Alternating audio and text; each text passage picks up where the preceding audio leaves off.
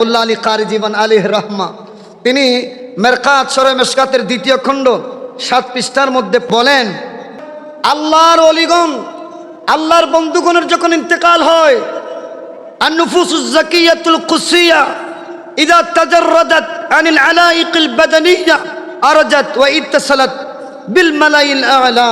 যারা বলেন না সুবহানাল্লাহ।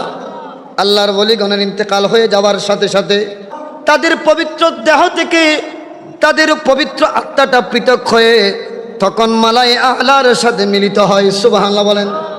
মালাই আলা হলো এটা স্পেশাল একটা আল্লাহর পক্ষ থেকে আজমত মর্তবা মর্যাদার আসন। জোরে বলুন সুবহানাল্লাহ।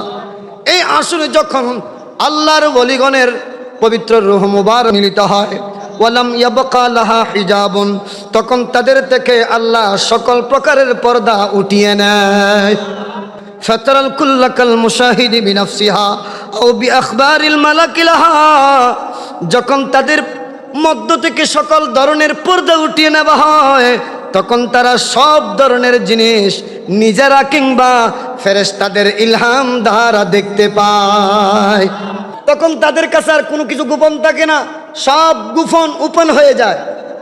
এজন্য তো আমার গৌসে পাক রাদিয়াল্লাহু তাআলা আনহু তিনি রয়েছেন বাগদাদ শরীফের মধ্যে। বর্তমানে আমরা গৌসে পাকের অনুসারীরা এই ওয়াইজার পাড়ার ফজরমার জামি মসজিদের এই মাঠের মধ্যে আমরা কি করছি, আল্লাহর ক্ষমতা বলে তিনি দেখতে পাচ্ছেন। সুবহানাল্লাহ বলেন না। এটা কি শিরিক বলার তুমি কে? তুমি কি মোল্লা আলী কারি জীবন আলির রহমা থেকে বেশি বড় হয়ে গিয়েছো? মোল্লা আলী কারির কিতাব পড়ে পড়ে আলেম হতে হয়, জোরে বলুন ঠিক কিনা? মোল্লা আলী কারি কোরআন হাদিস রিসার্চ করে পেয়েছেন যে আল্লাহর ওলিগণ তারা এমন মর্তবার অধিকারী, ওয়ালাম ইয়াবকা লাহা হিজাব, তাদের থেকে সকল প্রকারের পর্দা উঠিয়ে নেওয়া হয়, তারা সব কিছু দেখতে পায়। জোরে বলুন সুবহানাল্লাহ। এজন্য বলবো কিতাব পড়ো, কিতাব পড়লে ওলিউল্লাহর এই মর্তবাগুলো তোমার বুঝে আসবে। জোরে বলুন ঠিক কিনা? অন্যথায় তোমার বুঝে আসবে না। বুঝে না আসার কারণে তোমার জবান থেকে শুধু শিরিক আর বেদাতের ফতোয়া বের হবে। জোরে বলুন ঠিক কিনা?